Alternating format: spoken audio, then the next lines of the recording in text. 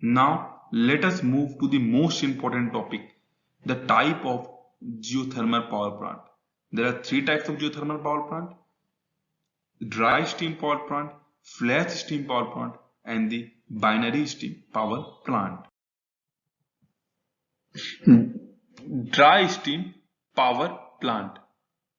This is the most common type of geothermal power plant. They basically work by piping hot steam from the underground reservoirs directly into the turbines from the geothermal reservoirs, which powers the generator to produce electricity. The steam comes from the reservoirs of hot water found a few miles below the earth's surface.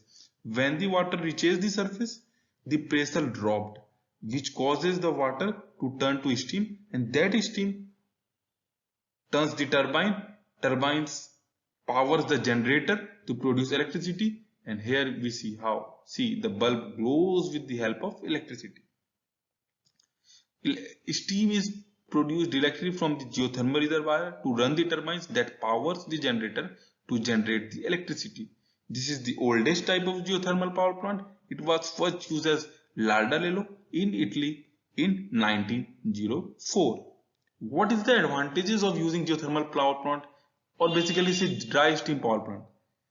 Basically, with the help of steam, it eliminates the need to use the fossil fuels to run the turbine. One more thing, it also eliminates the need to transport and store the fuels. So these are the advantages. Flash steam power plant. Geothermally heated water under pressure is separated in a surface vessel called a steam separator into the steam and hot water. The steam is delivered to the turbine and the turbine powers a generator. The liquid is injected back into the reservoir. What happens in the flash steam power plant? Fluids at the temperature greater than 180 degrees Celsius, or let's say 200 degrees Celsius, are pumped under high pressure. See, high pressure into the tank at surface held at much lower pressure, causing some fluid to rapidly vaporize or flash. It causes some liquid to rapidly vaporize or flash. That's why it's known as flash steam power plant. The vapor then drives the turbine, which drives the generator. If any liquid remains in the tank, it can be flashed again in the second tank.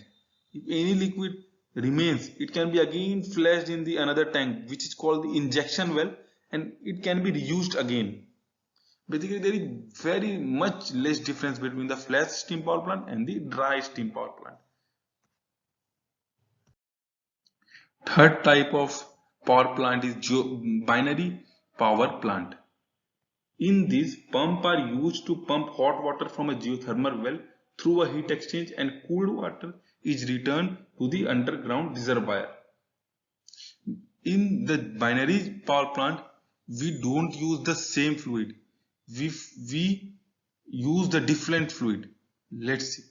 The geothermal water heats another liquid such as isobutane or other organic fluids such as pentafluoropropane, which boils at a lower temperature than water.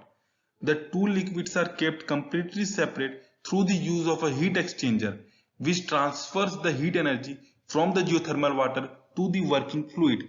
The secondary fluid expands into the gaseous vapor. The force of the expanding vapor, like the steam, turns the turbine that powers the generator. All the produced geothermal water is injected back into the reservoir. What happens here? Here, the vapors existing the turbine is then condensed by the cold air radiators or the cold water and cycled back through the injection well. Here, the heat from the geothermal fluid causes the secondary fluid to flash to vapor.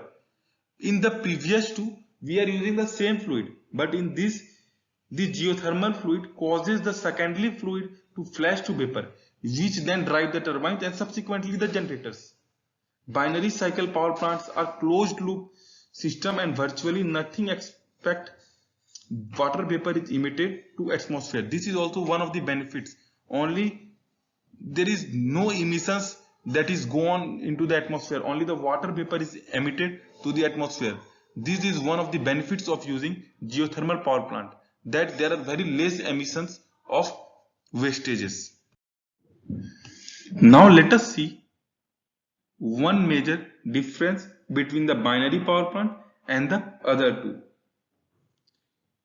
Binary cycle power plant generation differs from dry steam and flash steam in that the water or the steam from the geothermal reservoir never comes in contact with the turbine or generator units. Why it doesn't come in contact with the generator or turbine, water or steam? Because in the binary cycle power plant, the heat from the geothermal fluid, that is the water or steam, causes the secondary fluid to flash to vapor. But in the previous two, that is in the dry steam and the flash steam, the same water vapor drives the turbines. But here, the same water vapor doesn't drive the turbines. The steam causes the secondary fluid like isobutane or what to flash to vapor, and this is one of the major difference between the binary power plant and the other two. This slide basically is about the development of geothermal system in US. How this is a system of US, how they have bifurcated the different geothermal estimates. There are three estimates that they have bifurcated: identified geothermal system, undiscovered geothermal resources, and enhanced geothermal system. The resource is either liquid or vapor dominated and has moderate to high temperature. The resource is either producing, the reservoir is currently generating electric power. Confirmed, the reservoir has been evaluated with a successful commercial flow test of production well, or potential. There are reliable estimates of temperature and volume for the reservoir, but no successful well test to date. Undiscovered geothermal resources. Geothermal resources were assessed for the same 13 states in which the identified resources are located. The assessment was based on the mapping potential by a regression analysis. Enhanced geothermal system. Resource probability in regions characterized by high temperatures but low permeability and lack of water in rock formation. This slide is basically the development in US. How they are one of the top producers in geothermal energy. Why they are the top producer? Because they have bifurcated the different geothermal estimates. In India, we are not doing this much. That's why we are in the 15th rank.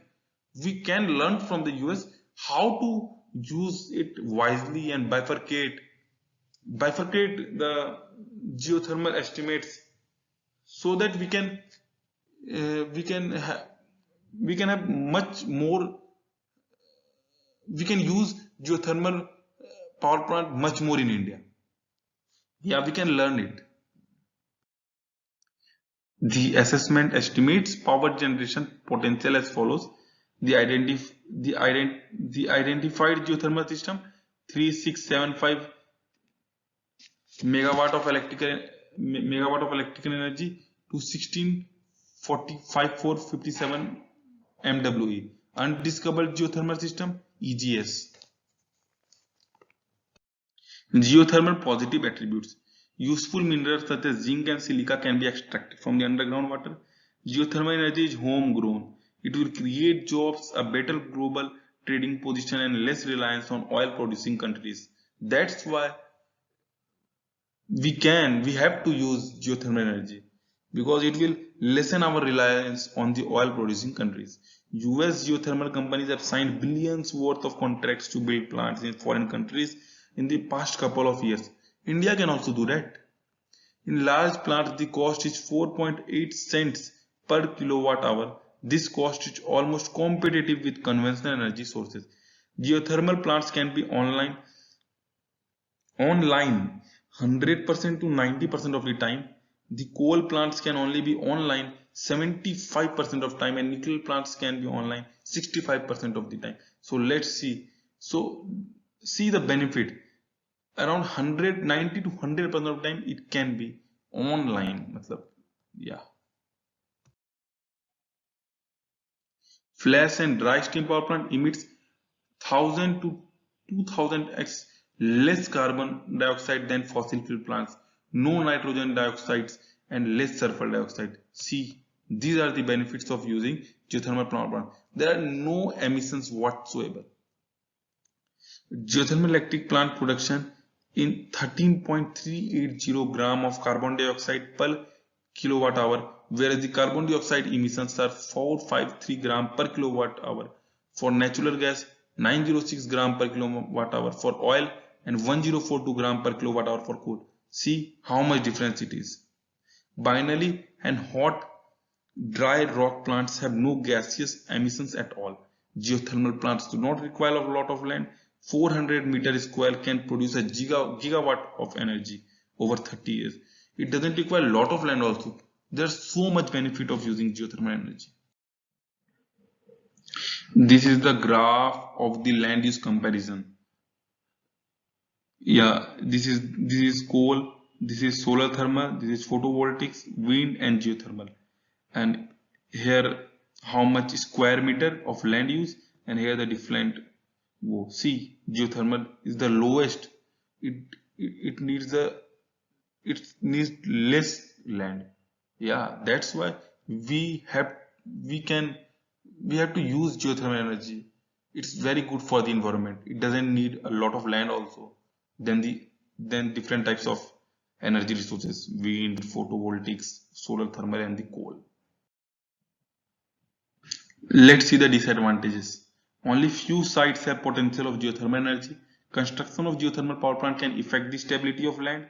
Installation cost of power plant is very high. Yeah, but once installed, the maintenance cost is very less. So I don't count it in disadvantages whatsoever. There is no guarantee that the amount of energy which is produced which will justify the capital expenditure and operational cost. Yeah, this is one of the most disadvantages. Most of the sites where geothermal energy is produced are far from markets or cities where it needs to be consumed. It may release some harmful or poisonous gas that can escape through the holes drilled during construction, but it is during the construction. There is a misconception in the people that it always does, but no, during the construction only it emits.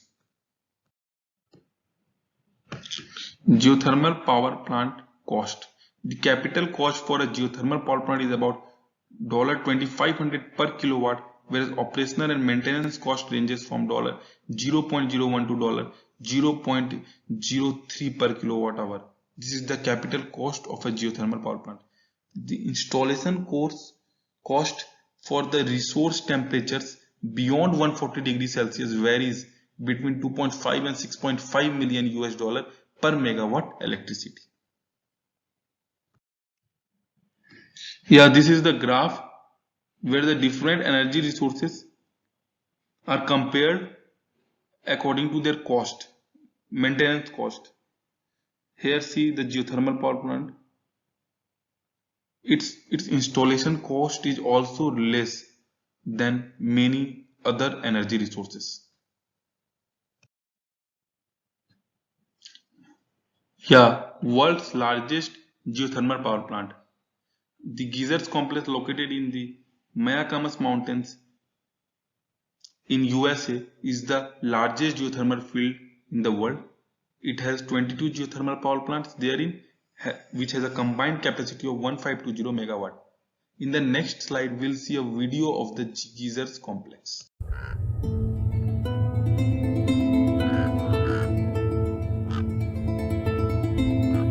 When early settlers first stepped foot on the Mayacama Mountains in Sonoma County, they described it as a gateway to hell.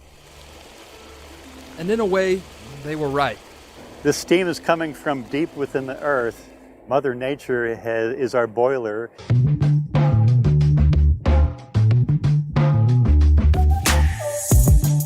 This is the Geysers Calpine Power Plant, better known as just the Geysers. It's California's largest geothermal electric generation site. How much electricity are you guys usually making? We're making about 700 megawatts of power, and that's enough for a city the size of San Francisco. The Geysers Calpine Power Plant produces around 21% of California's green energy. And every month, the company gives free tours. But before the buses and the power plants, this area was a vacation destination. It attracted people from all over the world. At one time, this was more famous than Yosemite. Tour guide John Farrison says that the geysers were discovered by grizzly bear hunters in 1847. It was believed that the hot waters had healing powers, and it brought in hordes of tourists, and eventually led to the construction of a grand hotel and resort. And they called it the geysers. And it's interesting, there are no geysers here. All right, so geysers are superheated water that shoot out of the earth.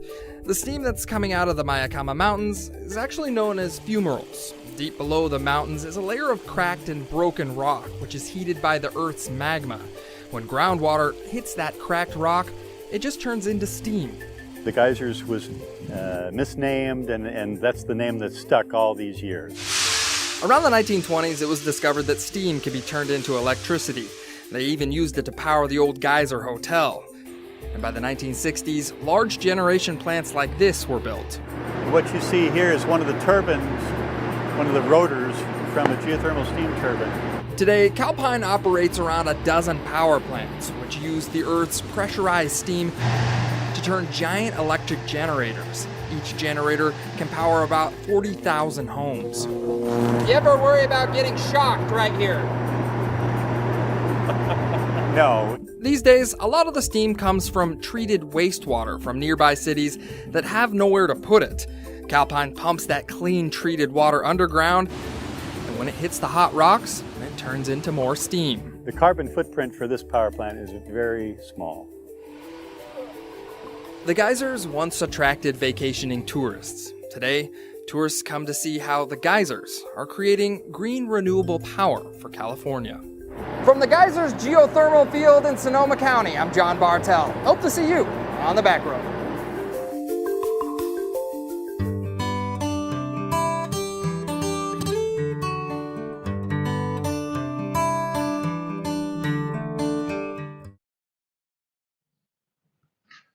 Yeah, in this slide we'll see the countries using the geothermal energy. The US is the leading producer of geothermal energy across the world. Second on the list is Indonesia, followed by this all. These three are the United States, 3676 megawatt of energy it produces. Indonesia 2133 megawatt, Philippines 1918 megawatt. In these slides, there are the 4 questions which I have asked from you. Can geothermal energy help reduce global warming? How do geothermal plants compare with fossil fuel-fired power plants? How much land does geothermal energy production requires? Does the price of the geothermal power plant fluctuate like the price of oil and the gas? This is most interesting question. You all can think about the answers, and you can see the answers in the next 2 slides. I will move to the last slide, which is quite interesting slides, myth busters.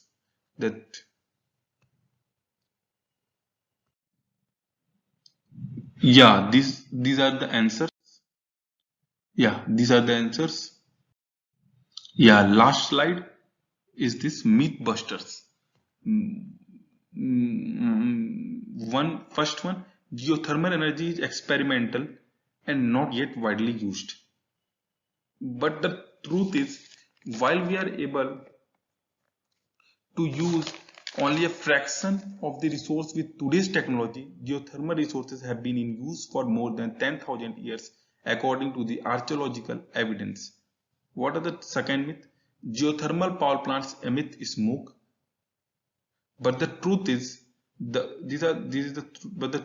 visible flames seen rising from the water-cooled geothermal power plants are actually water vapor emissions, not the smoke, and are caused by the evaporative cooling system. Third one, extraction and the injection of geothermal water contaminates drinking water, but the truth is no contamination of groundwater has occurred as a result of the geothermal activity. Fourth one is the most important, this many might consider. Natural geothermal surface features are used during geothermal development. Truth is, while surface features such as geysers are typically useful in identifying the locations of geothermal resources, these features are not used during geothermal development. These are the myths which people think, which which stops the development of geothermal power plant. But these are not the truth. The truth is this, which I have which I have written in the slides.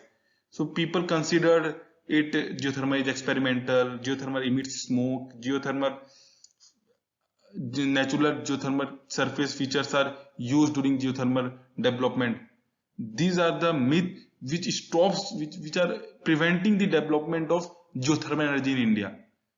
Yeah, we have to learn about the truth and try to develop geothermal energy in India, because the geothermal is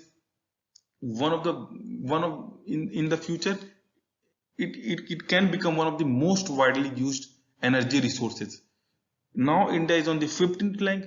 We have to try to bring India in the top 5 countries in the world, and this can happen only if we can remove the myth which the people have developed over the years. And this is not the truth. The truth is something else which we should learn and try to develop the geothermal energy in India, because the future is great for geothermal energy. Yeah, thank you. Hope you all have got the basics related to geothermal energy.